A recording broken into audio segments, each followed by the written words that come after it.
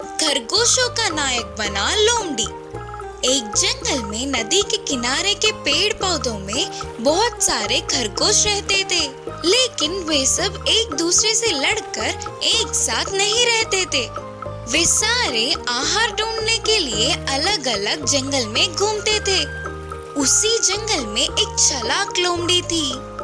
वह अक्सर अकेले दिखे खरगोशों को पकड़ के ले जाती थी और अपनी जगह बैठकर आराम से खाती थी। दिन ब दिन उनकी संख्या कम होते जाने पर खरगोशों में चिंता और डर होने लगी। वे सब मिलकर एक दिन इकट्ठा होकर इस समस्या का समाधान सोचने लगे। एक खरगोश ने कहा, हम लोग आहार के लिए अकेले अकेले घूमने पर लोमड़ी हमला कर रहा है। वही अगर हम सब एक साथ मिलकर घूमेंगे तो वो कुछ भी नहीं कर पाएगी।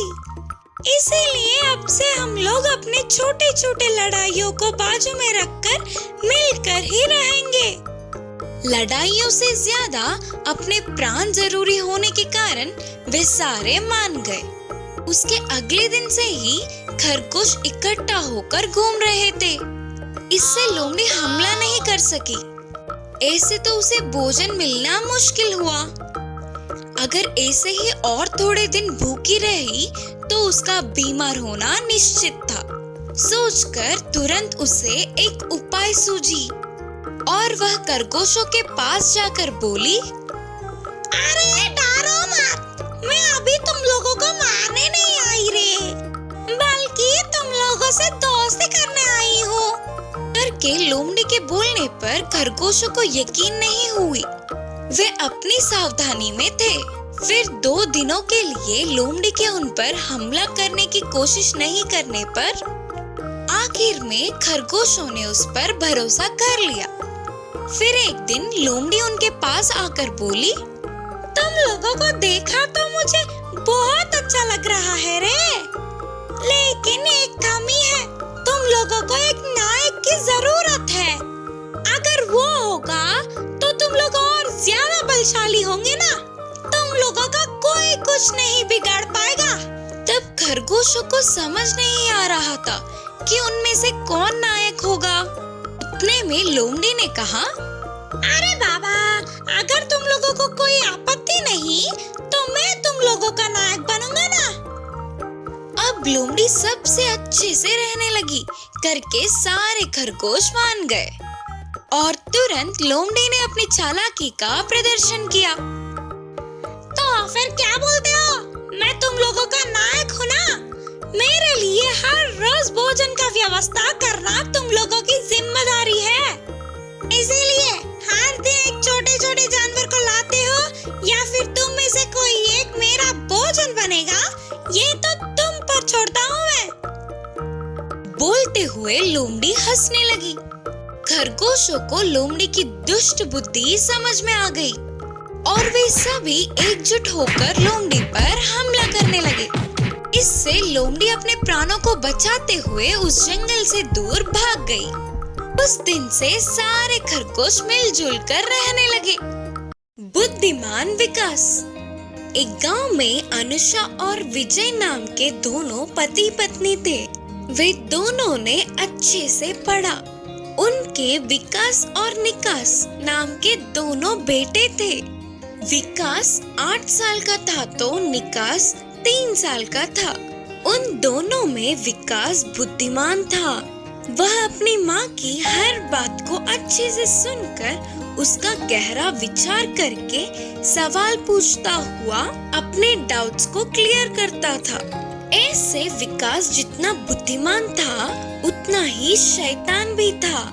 अपने छोटे भाई निकास को हमेशा रुलाता था। एक दिन विकास स्कूल से वापस आकर बोला, माँ, मुझे पैसे दो ना, मैं कुछ खरीदूंगा। तब उसकी माँ ने विकास को 10 रुपए देकर कहा, ये लो 10 रुपए, छोटू और तू शॉप जाके कुछ खरीद लो। फिर दोनों भाई शॉप जाते हैं। आंटी, मेरे छोटे भाई के लिए एक चिक्की और मेरे लिए एक बिस्किट पैकेट दो। तब शॉप आंटी ने विकास के मांगी हुई सारी चीजें देखकर हाथ में 4 रुपए दिए। अरे और 4 रुपए बच गए, मैं इनसे और क्या खरीदूं? आंटी इन 4 रुपयों से 2 मिठाई दे दो करके बोलकर उन्हें लेकर बाहर आके, छोटू तू ना चिक्की खा। ठीक है भैया बोलकर निकास उस चिक्की को धीमे धीमे चाटते हुए थोड़ा थोड़ा चबाकर खा रहा था। ये सब उनकी माँ घर से देख रही थी।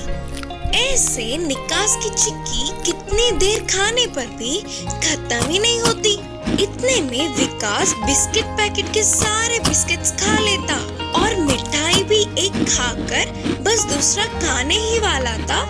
ये क्या विकास, अपने छोटे भाई को 1 रुपया दिलाकर तूने सारे रुपए खरीद लिए?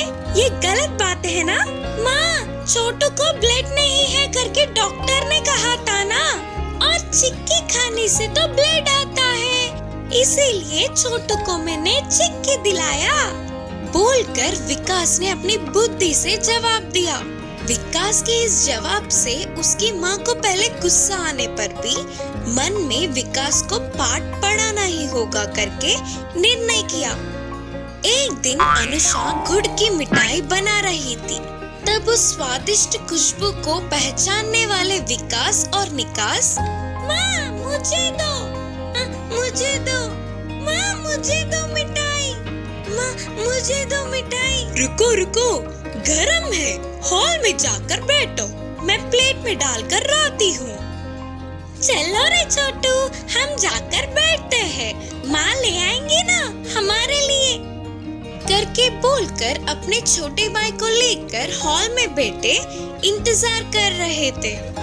थोड़ी देर बाद उनकी माँ दोनों प्लेटों में मिठाइयाँ रखकर लाई।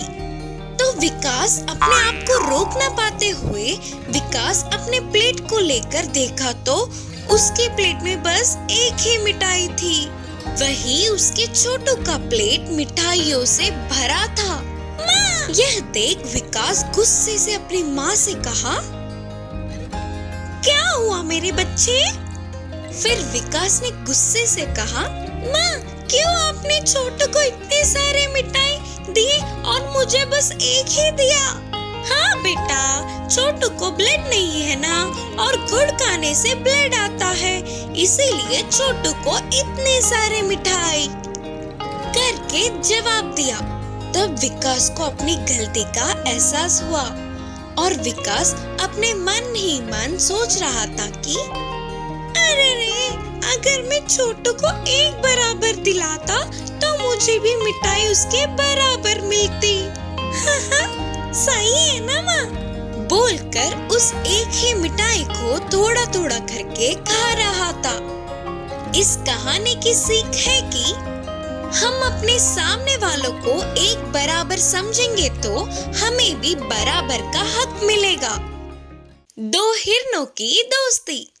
एक जंगल में 2 हिरने थे। वे बचपन से ही बहुत अच्छे दोस्त थे।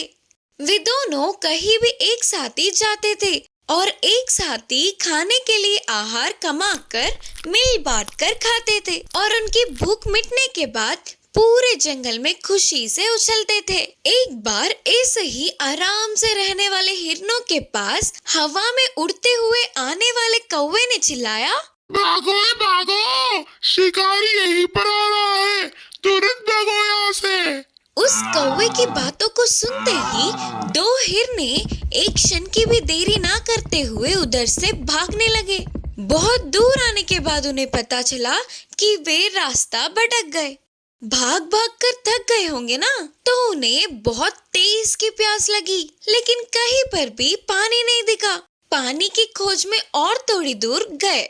एक जगह पर मटके में थोड़े से पानी दिखे। पहले से ही दोनों हिरन बहुत प्यासे थे।